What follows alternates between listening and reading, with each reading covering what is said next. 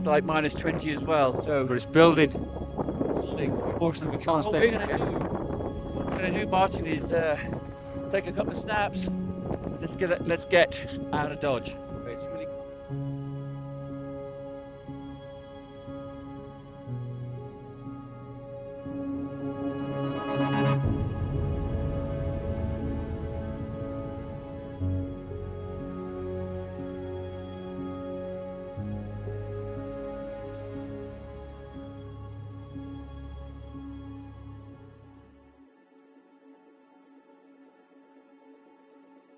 Denali is going to be the most extreme weather that I've been in so far, so I think that's going to be a big factor.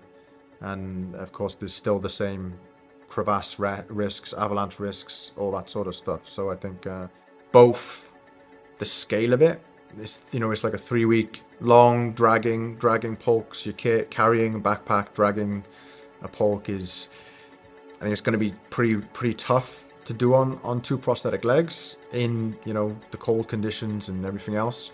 And the cold itself, it's going to be probably the coldest environment that I've been in. So sleeping in tents and doing all the administration and actually gonna have to learn a little bit, I think, on the job when it comes to how we do things with the prosthetics, because there's not a lot of people on prosthetics that have done things like this. So the information and the how-to isn't really there. So a lot of it we're trying to figure out ourselves and adapt things where we can, if we can. So that's kind of a fun bit of the challenge, and hopefully will help other people, especially if we document it, and other people then, future amputees or people with disabilities that want to do these sort of things, we'll have some kind of information or lessons learned how to deal with these environments. Something that I never ever thought that I would do. I never thought that I would stand 6,000 meters, the top of the highest mountain in North America, Alaska. It's going to be a challenging expedition, both physically and mentally.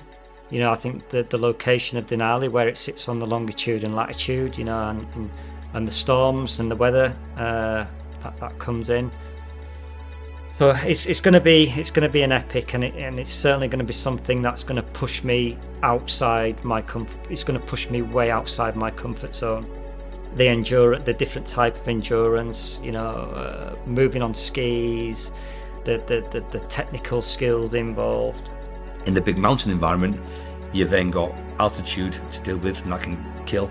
You get a cerebral edema or a pulmonary edema, you're in a lot of trouble. Avalanches, crevasses, wind speed, which can lead to falls. When things get really hard, on an expedition, for example, or when we're on combat operations, it's all consuming. You're in the environment and you're focusing on what needs to be done, often to get home alive, frankly. I guess it's pretty cool to see what's possible, to see what people are, for myself, working with the other guys around with different disabilities, I'm still always amazed with the way people adapt and do things, and some people, of course, are just tough, but the support that we give each other, I think, really helps, because we know what it's like. I think it's different just going with people that aren't disabled and you're the only disabled one, and people can, of course, give you support, but they don't really know. It's you against nature, it's you against the mountain, and very different mountains, very different levels of technical skill required to climb different mountains, obviously, and you're very easily humbled by the power of nature and the challenge that some of the harder mountains offer to climb, and the sheer dedication you've got to have to, in essence, get yourself in a position physically, technically, to achieve success on them as well. So it's I think for me the biggest draw to them is the challenge of it.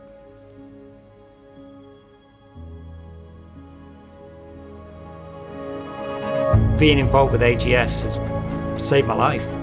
It's given me a new focus. It's given me, it's given me a new drive. It's I feel like part of a new community, almost like a new family in a way. It's really important that anybody who can invest into AGS does so, because it creates life-changing opportunities. This is no ordinary team, this is no ordinary charity, and what they do is seriously life-changing, which I've been very fortunate to witness over the last 10 years. These guys are amazing. I've spent a lot of time with them over the last year, and I'm blown away by everything I see and everything I do with them. Our next big expedition is to go and climb Mt Denali, which is the highest mountain in North America. It's in Alaska. It's going to be a challenging expedition, both physically and mentally. We've got an amazing team that have put themselves forward to be considered for the expedition. We've already started the training and planning process. It's going to be an epic, and it's going to push me way outside my comfort zone. We now need a lot of support to get there.